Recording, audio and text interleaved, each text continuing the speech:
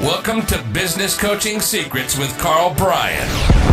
If you want to attract new high-end coaching clients, fill live events, and build a wildly profitable coaching practice where business owners pay, stay, and refer, you've come to the right place.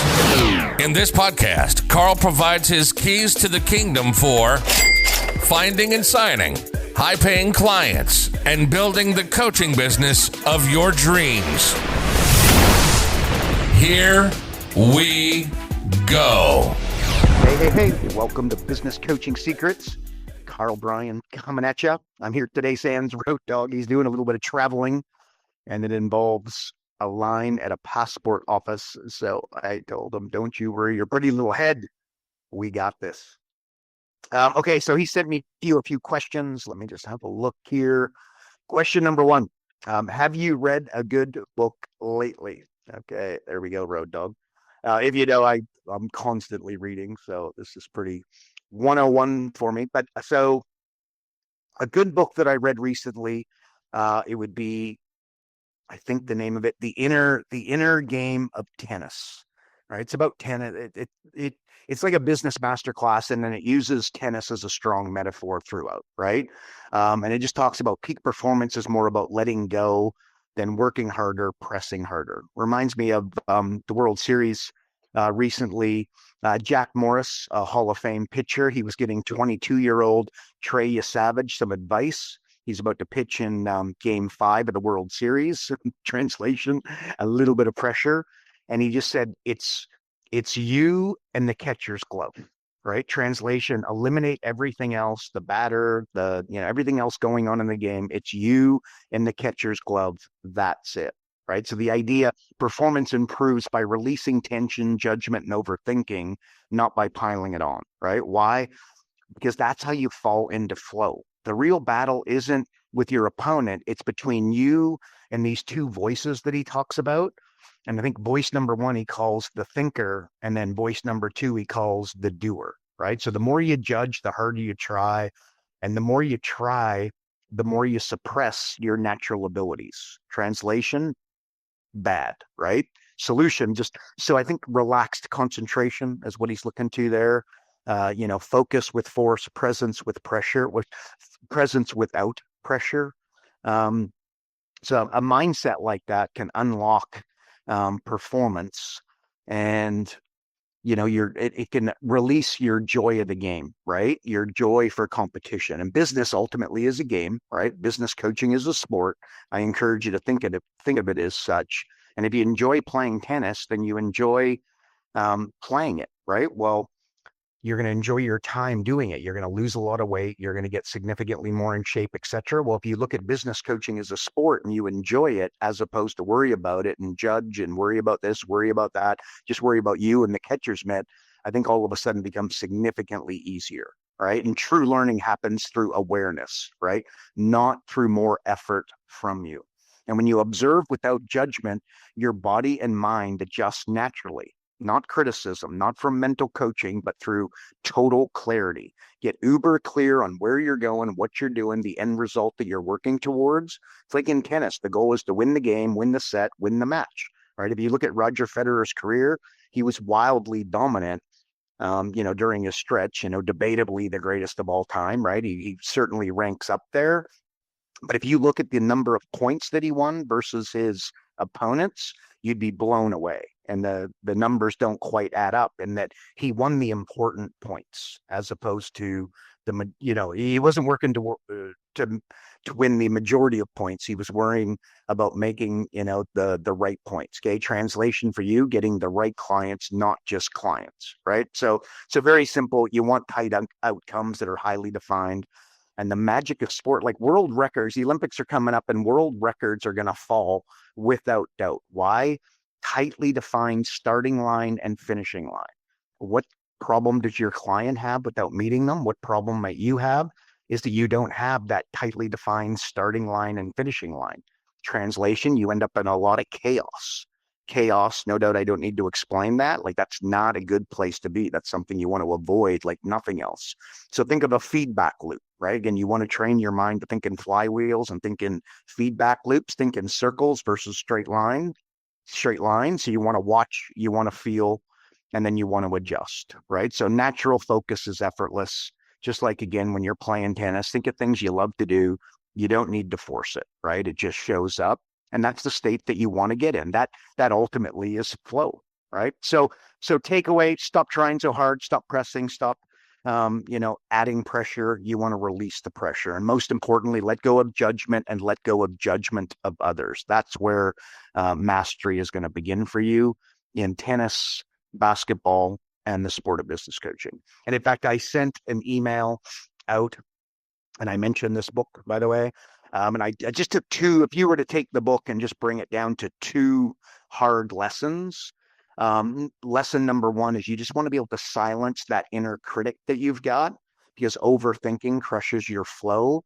And then lesson number two was like presence over pressure. That's the inner game. That's you and the catcher's mitt only, right? Anyway, so great book. Highly recommend it. Uses tennis as a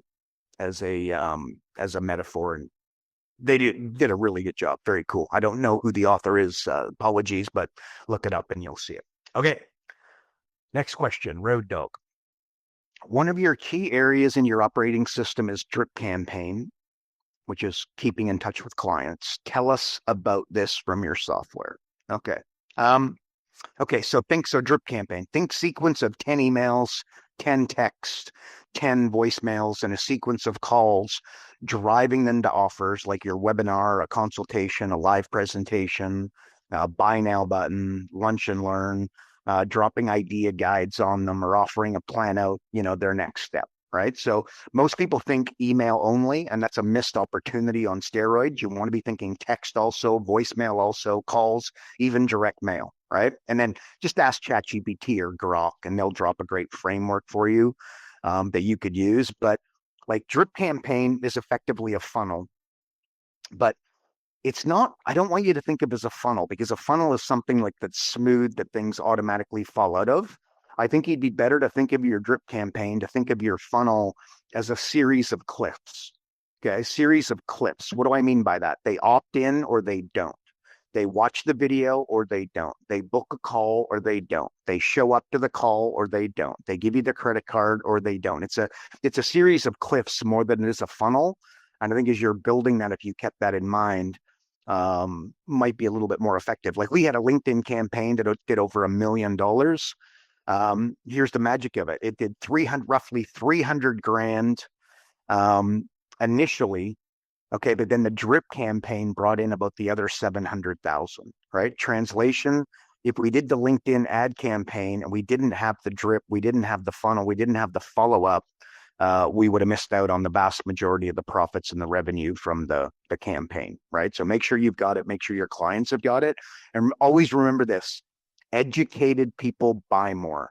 Educate your leads through that sequence of emails, texts, calls, voicemails, etc. Right? It's not buy. It is educate more so. And also, like persistence is a measure of your self-esteem, right? So if it's a measure of your self-esteem, do you persist? Do you feel like you deserve the business? Like if they buy from the competition, do they get an inferior experience and potentially ripped off? I would dare say the answer to that is yes. So you got to let that drive you to stay in contact, right? So that's your drip campaign. And they need to hear from you. There's all kinds of different stats out there, but they got to hear from you like 7 times before they buy, if not like 22 times before they buy, right? But I don't know the exact number, but I assure you it's not 1. 1 is the worst number in business, but most commonly used, right? They do it once and then stop. And Gary Vee has a really, really good book. He put it out quite a while ago, but it's called Jab, Jab, Jab, Right Hook. Basically what he means is like value, sell, educate, sell, right? And also while you're doing this, you got to test, you got to measure, and then you got to make good decisions based on that data, right? Remember, don't go with your gut. Gut stands for gave up thinking. What you want to be doing is collecting data and really following, what is and is not working.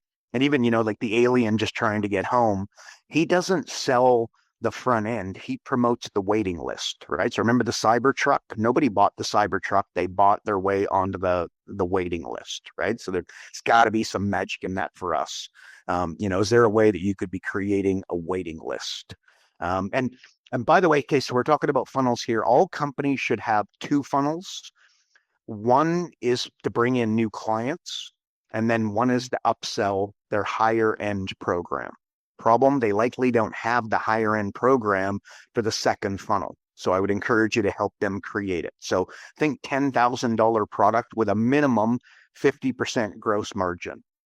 Okay. So like 10,000, so you've got like a $10,000 product, you got like $5,000 of profit on that, right? Like if I was working with a chiropractor, my first question would be, what do I buy from you for 10 grand? Very seldom are they going to have an answer to that. So one of the first things that I'm doing is putting together the chiropractor's $10,000 program, right? And in other cases, it's going to be 25,000, 50,000, 100,000. But remember, a $10,000 product with a 10% gross profit margin, right? So translation, they're making $1,000 of profit. That doesn't count. They need to have a $10,000 product with a 50% gross profit margin as that second funnel, as that second product that they upsell. And are they all going to be able to do it? The answer is no. But these are the types of things that I'd be working, towards. And by the way, if they only sell a few, because here's what's going to happen. They're going to launch the $10,000 program, and what's going to happen? They're not going to sell many of them, right? What are they going to say? It's not working. It's not designed to get 100% hit rate. Remember, a baseball player making $20 million a year hits the ball like 3 out of 10 times, right? The goal isn't 100% take up rate. The goal is to get a small number of people to say yes and then improve slightly over time. They will feel like it's failing when it doesn't get, massive take up. That's the wrong approach. Again, think flywheel. And by the way, also, you're building a drip, you're building a funnel. You want to segment your audience when you're building the program, right? So like behavior, like those that watched the first bid, those that came to the presentation, and those that didn't, I'd be communicating differently with them after they opted in. With CRM today, very easy to do. Demographics, their interests, sociographics, etc. So not just a blanket drip for everybody, right? And again, your drip offers relevant content to lead them where? To buying, like into the direction of buying your thing, right? So it's got to drive them to action. Now, driving them to action. Okay, so you go, okay, well, how are we going to do that? You've got to create urgency. I think urgency is a time framework, and then scarcity is a product framework, a numbers thing, right? So urgency is in 24 hours, this offer expires.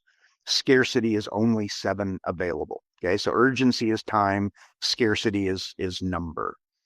And how else could you motivate these folks? Like you got to compel them to action. Like, how could you do that? You could do that with guarantees.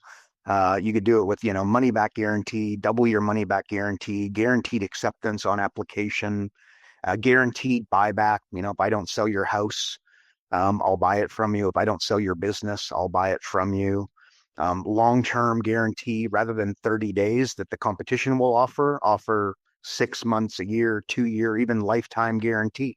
A free gift with purchase, limited time offer, installment payments. And then you might go, okay, so I say guarantees, and then you get worried. Well, what if they rip me off with the guarantee? Like, I don't know if I want to put that out there. I don't know if my clients want to put that out there. Well, think about it. If they sell 10 units that they wouldn't otherwise have sold, and then 2 people, quote unquote, screw them over. Well, aren't they +8? Right? Well, wouldn't that be positive? Right. And by the way, from my experience, and again, experiment with this. If they're getting, if the guarantee is not working, then guess what? You take another angle. But all companies have a guarantee anyways. They just don't tell anybody. Right. So people, from my experience, they seldom take advantage of things like guarantees. Right. Exclusivity also comes to mind. Think companies like Rolex, Ferrari, Louis Vuitton. And yes, that can be done, for a local business owner. Like those products are so good, Louis Vuitton, Ferrari, etc. They're so good that they become appreciating investments when bought, right? Like that's when you really cracked it. That's when you're doing a good job. Discounts can also drive people to buy, right? Don't overdo it, right? But it is proven to work. You could offer introductory price for new customers, or maybe it's offer a relationship discount, right? So that's the opposite of an introductory price, I guess, for long-term clients. A group discount, exclusive to a type of profession or an industry or a club, like the ski team, the basketball team, the college alumni, the school, etc. Right? Um, what about a quantity discount? Like they buy a larger order, they get a better deal, right? Like Alex Hormozy did this. He made he did $100 million book launch by selling 50 books at a time rather than one, and then said give away 49 of them, right? Apparently it worked pretty well because he did $100 million off of it. But effectively what that's a quantity discount, right? You could do early bird pricing, like when you buy your season's pass to the ski hill during the summer. Price matching is one that's been done effectively by many of the big dogs. A seasonal sale can also work. Like think buying ski gear in the summer, surfboards in the winter, overstock, inventory reduction, etc. A last chance sale. Sale ends tomorrow. Sale ends next week. Sale ends in 30 days. A limited time offer, limited edition, again, Ferrari, Rolex, etc. There's only limited stock available. There's not an unlimited number of these cars or these watches for sale, right? And again, makes them into investments when done properly. Your client could also have an enrollment period, window of opportunity to quote unquote get in now. Price increase announcement. You got to buy now. You got to buy this week. You got to buy this month, or the price goes up. A charter membership. Join now and get these bonuses. So there's all kinds of different things you can offer. Speaking offers, so you got like free information. So think of like an idea guide, something a report. Free samples, again, work very, very well. Gift on inquiries, a sales call, a consult. I feel like I'm just waffling on here, but hopefully this is helpful. A survey can work. A free demonstration, that could be similar to like a free sample. You got free estimates. Again, that's kind of lame because it's, I'd be amazed if you could offer a free estimate. I would imagine the competition is doing that, but you know what? Are they? If you're doing a free estimate, you can create a free plan. Okay, so rather than an estimate, what you do is you deliver like a plan as opposed to an estimate. So that would be that, the kitchen remodeler, instead of them giving an estimate, they show up and they provide a free plan as to what they're going to do, how they're going to do it. Step 1, step 2, step 3, step 4. With AI, that's never been easier. Does it need to be exact? No, but it can be very, very impressive. And when they've got 5 estimates and then one has a plan and the other ones just have a number at the bottom, here's how much we're going to charge you. I can tell you that the plan, from experience, will get a lot more takers. Member referrals. If every client you have sent you 2 referrals, you would triple the size of your business. And that goes for your clients, obviously, as well. So bring a friend for free. I used to own a hockey rink, and we did a lot of skating classes. Bring a mate skate, it was called, right? It was in Australia, but bring a mate skate. In our own program, like our platinum clients have the ability to put one coach underneath them. It effectively makes their membership free, and it brings us in dozens of clients a month. Right? Again, could you create that? Restaurant, you've got a restaurant and kids eat for free on Sundays. And then what does that do? That brings in families without seeing the restaurant. I would be amazed if they're ideal clients, not families. Okay, so kids eat free on Sunday can work really well. Or on Mondays, what day are you slowest? They say Monday. Okay, well, you can do the all-you-can-eat buffet on Monday. You can do offers on Monday that you wouldn't do during the week when you're significantly busier, right? And I'll tell you this also about offers. People get addicted to discounts, but they don't get addicted to free. Okay, so people that get free offers tend to be more loyal, place more value on free. So think free appetizer, free dessert versus 10% off your dinner order, right? Or the manager walks up and buys a round of drinks for the table, right? They don't get addicted to that, and they appreciate it. And quite frankly, they are more loyal than the folks that get the discounts. And again, they tend to get addicted to discounts. You don't want to do that. And you gotta stay top of mind. So we're talking about funnels here. We're talking about drips. You've got to stay top of mind without being overwhelming. And I can also tell you, you want to be a little bit edgy, right? Make sure that it suits your personality. It's something that you got to be able to, it needs to be authentic, but you want to kind of stand for something or stand against something versus being vanilla. Because if you are vanilla, I can tell you that you will get drowned out. You got to find a way to be a little bit on the edge. But again, would I overdo it? No, especially in, the climate, cancel culture that we now have. So be a little bit careful with that, but at the same time, work very, very well. And people want to be educated. They want to be educated and they want to be entertained, but they would rather be entertained. So you want to try and do both. And again, if you read my daily email, you will see my effort in doing exactly that. I educate everybody, but I start every daily email off with a joke. Why do I do that? I do that for good reason. And I can tell you, we don't send out the daily email by, like the regular time. We are inundated with folks going, where's the email? Where's the email? Did I miss it today? Did I fall off, etc.? So translation, people like the joke more than they do the content, but the two go hand in hand. And I can tell you that it works ridiculously well. So create a drip campaign, create a funnel, right? Tweak and adjust as you go, and then have clear and defined outcomes for it, and then continue to improve it over time, which would be compounding. So I don't know, hope that helps. Again, framework, you could get a really good framework off of ChatGPT, etc. But there is no rocket science, and funnels are very common out there. So should be easy. But anyway, so that's what I would be doing for yourselves and for your clients. Road Dog. Last week we talked about wealth. What does here we go. What does Warren Buffett really mean when he says the 2 rules of investing? Oh, there you go, Road Dog. Okay. Good question. Look, your client's real problem that they're looking to solve is wealth. Okay. It's actually freedom. Okay. But how do you get to freedom? You become wealthy, right? Wealthy people have more options. The happiest people in the world, the most peaceful people in the world are the ones that are the freest, and free people have more options. They want to go on a holiday. They want to take a day off. They want to they want to hire somebody. They want to, bring on a new product, bring on a new service, change cities, move, whatever it might be, right? Like the most options, those are the people that tend to be the freest and have the best quality of life, let's call it, right? So Warren Buffett's rules, hopefully you probably know them, right? And as soon as if you don't know it straight off the top of your head, as soon as I say it, you'll recognize it. Rule number 1, don't lose money. Rule number 2, see rule number 1. Okay, again, sounds like a throwaway line, but it's anything but. The guy's worth $150 billion for a reason. And that is guiding principle, not throwaway line, right? So look, the worst investors can't sit still, right? They confuse movement for progress. Warren Buffett buys a stock he likes with good math and fundamentals. And what does he do? He holds it for decades. He doesn't buy a stock that he doesn't want to owned forever, right? And that's why it's so rare to be 2 things, old and rich at the same time, right? So like if you invest $1 and it goes down by 50%, you need to get 100% gain to get back to where you started, right? That's bad math, and that's how people go broke.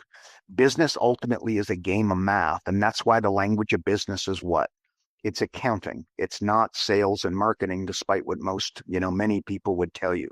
So Warren Buffett says avoiding stupidity automatically places you in the top 1% because the rest of the crowd is too busy chasing things like brilliance, right? They're trying to do magical things rather than doing the fundamentals well, right? So here, rich people get rich slowly, and then they try to get richer quickly, right? What happens? They pay something he calls the stupid tax. So again, people get rich slowly and then try to get far richer quickly. And that does not tend to work. Well, the results say that that's a really bad idea. They confuse activity for progress. Okay. No movement. If you look at Warren Buffett and the way that him and Charlie Munger operated for years, very little movement, right? Most people buy, sell, buy, sell, buy, sell, and they're just like, they're addicted to, the buying, selling, the movement and the change, right? They can't sit still. So like Charlie Munger, he says that money Money isn't made in the buying or the selling. It's made in the waiting. And by the way, I don't know that I agree with that wholeheartedly, but at the same time, no doubt, you can see where they're coming from. And you just need to look at their results over the last number of decades. That's exactly what they did, right? Like they bought Coke, and what do? They never sold it. They bought Apple. What do? They held it for ridiculous periods of time. Zero movement. And if you've heard me say this before if you follow the podcast, but if you introduce me to a family with old money, I will introduce you to a great grandfather and a great grandmother that never sold. Old money equals never sell. It's just math and compounding. It's the fundamentals.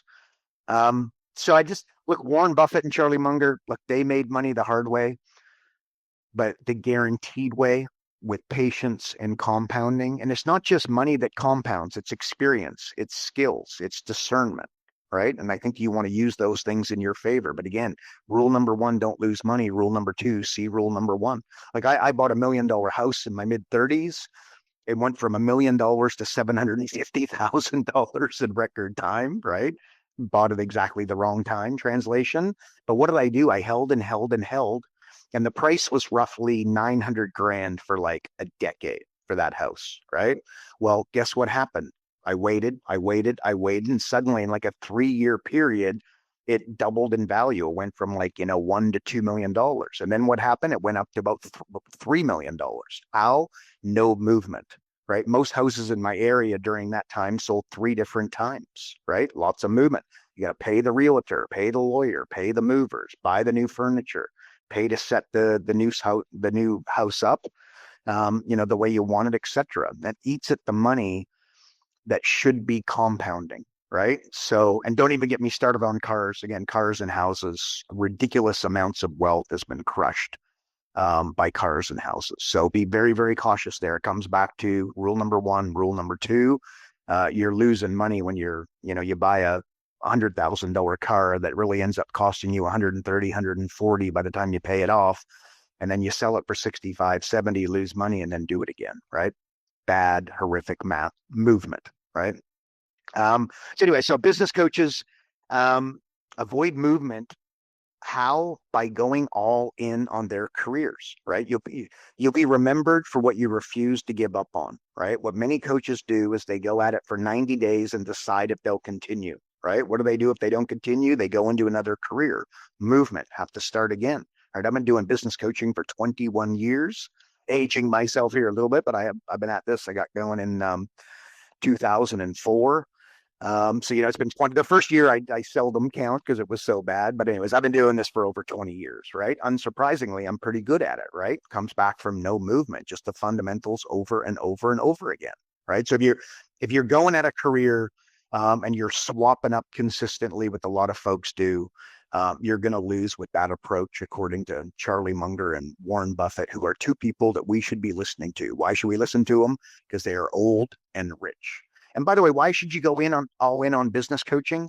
90% of business owners fail, right? Most will never, ever build something that they can sell, right? Well, helping them build a profitable, systematized enterprise is amongst the noblest of noble pursuits, in my opinion, right? So help them, help their families, help their businesses. How do you do that? You install the operating system that we have created that is all based on compounding, the aggregation of marginal gains, and the fundamentals, right? And again, Warren Buffett, they built $150 billion net worth by compounding small, boring advantages others ignored, right? They read a little bit more than others. They prepare a little bit more than others. They plan a little bit better than others. They think a little longer before making a decision. They save a little bit more rather than showing off with the new car, the new mags for the tires, the house, the furniture, the kitchen, the landscaping.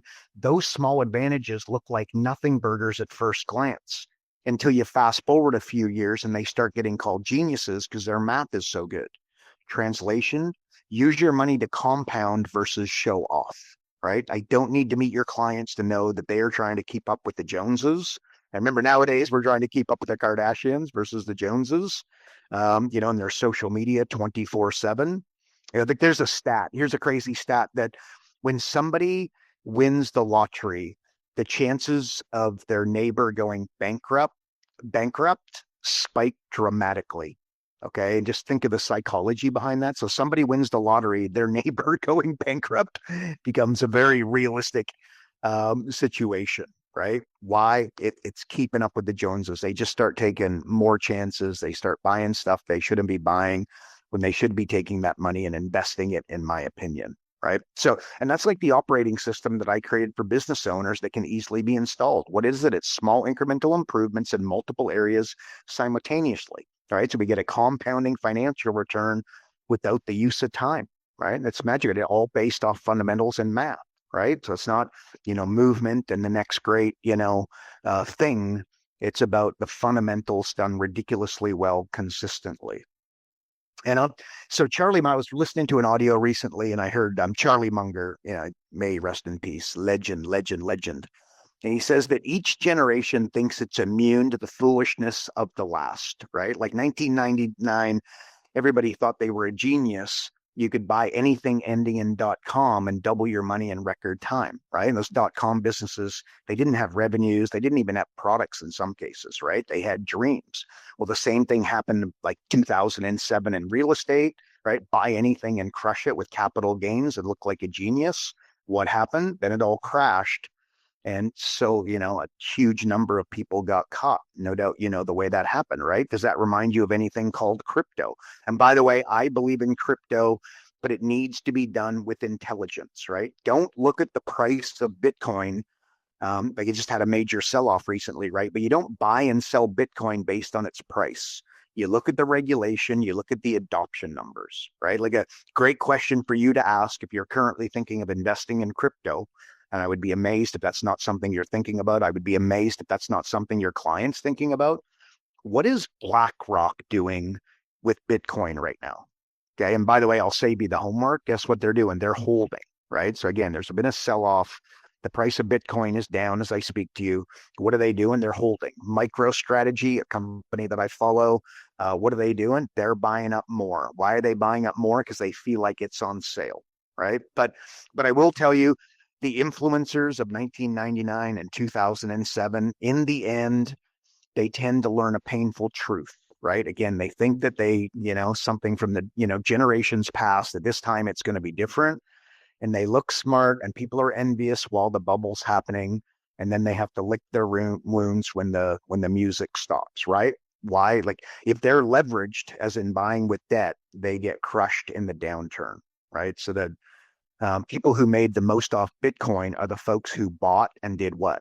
They looked away, ignored it, and just held, right? And in 10 years, it's going to be the same answer. No movement, no movement, no movement. So back to Warren Buffett rules. Rule number one, don't lose money. Rule number two, see rule number one, just avoiding stupidity is the foundation of success more than doing smart things. So what's the solution?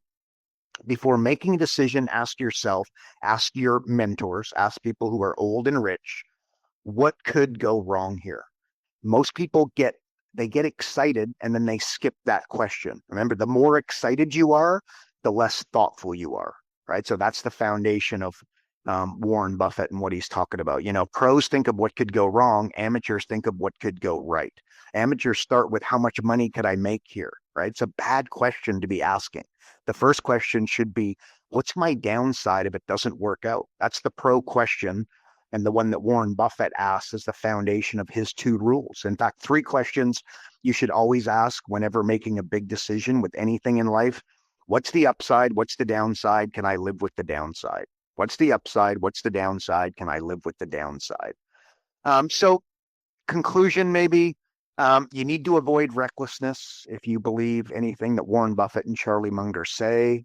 That's not a cute slogan. It's a commandment of the long-term wealthy. You got to avoid movement, avoid mistakes, avoid mistaking change for progress, right? And it's like the guy who killed himself in the Lambo that I talked about recently. Young guy, 30.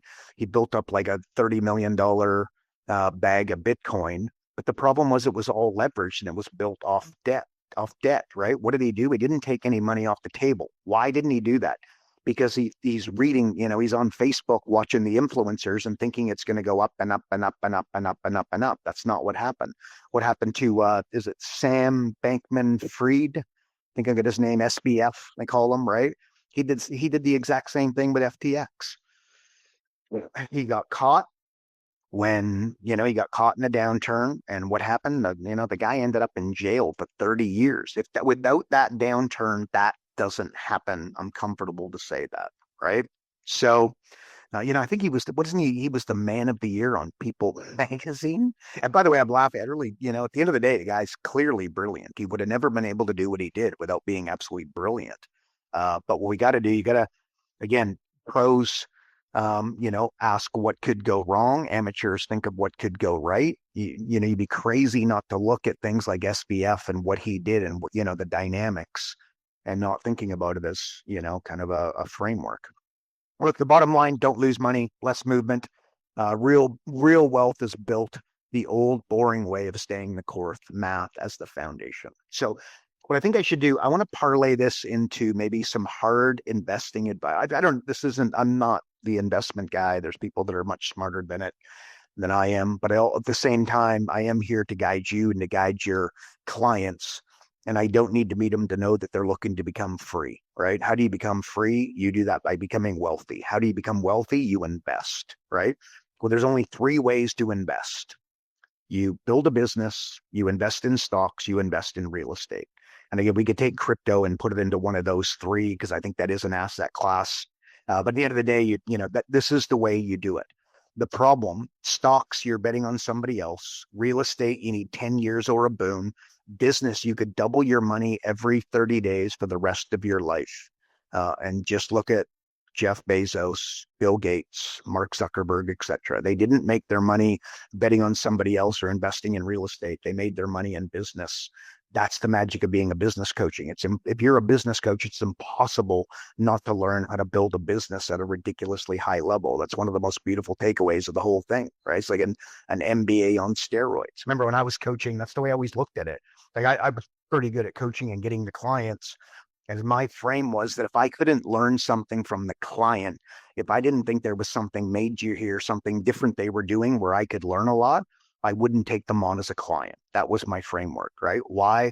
Because I was trying to, they were paying me to get my MBA over and over and over again in all these different industries. It was wonderful. But anyway, so kind of way to think about it. But at the end of the day, business is the way to really achieve wealth. So you got to get your clients before they take their money and put it into Bitcoin, put it into the stock market. They should be hiring staff members, etc., making sure that they're optimizing what they have. But I will tell you, Warren Buffett, he has 3 baskets when investing. Yes, no, tough to understand, right? So if you don't understand something, you shouldn't be investing in it. And what he'll say, if you don't have any experience in landscaping, I wouldn't encourage you to go spend $500,000 to start a landscaping company, right? So ideally, invest in things you understand. The index is the top 500 companies operating. If one has a bad quarter, another one moves into the top 500. Right? Over the long haul, the best company should be able to and be motivated to keep growing and become more profitable, right? It goes up and to the right on the graph. My 12-year-old daughter could understand the concept that I just described. So what does Warren Buffett recommend as investment advice? Buy the S&P, buy the index and hold it and dollar cost average it, right? But again, I'm not the number one expert in this area by any stretch of the imagination. I'll tell you somebody who is Michael Burry. He's the guy they made the movie The Big Short about, and his position in 2008 where he was betting against the mortgage industry. I can tell you he's betting against the AI boom right now. So he's shorting companies like Nvidia, etc. He's long on, what is it, Halliburton, Pfizer, Lululemon. You can look it up and have a bit of a look, right? But he's got his very strong opinions. And by the way, is he right? Even he will tell you he's not sure, right? But at the end of the day, he is betting against the AI boom. But don't follow the leader. Use your critical thinking skills here and have rules for your investing. Like I was there in the dot-com crash, right? Many lost millions. I lost some cash and I learned some very valuable lessons that have stuck with me. Just like the crypto liquidation recently, the AI bubble feels a lot like it was pre the dot-com crash in 2000. Michael Burry clearly agrees. Again, the guy from The Big Short. There is a difference, however. Like 7 companies make up 40% of the index right now, roughly. Amazon, Microsoft, Alphabet, Tesla, Apple, Meta, whatever, the 7 big companies, right? So they're spending about 400 billion on AI this year alone.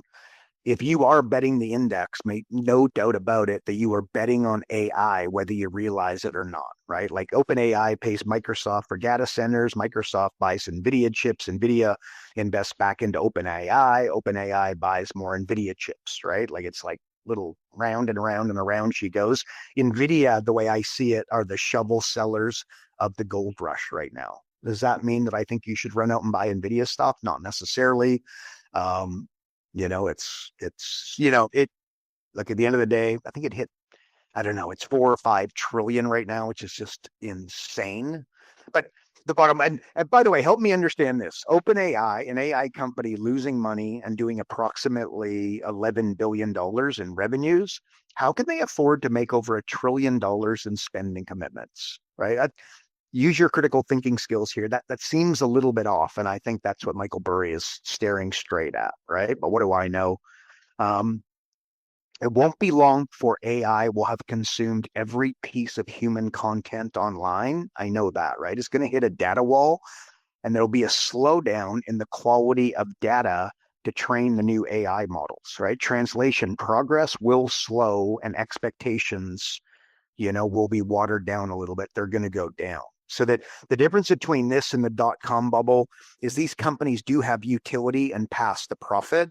We could be at the start of a decade-long boom in profits, which very smart people are calling for, or we could be months from a stock market crash. The best of the best will tell you they don't know.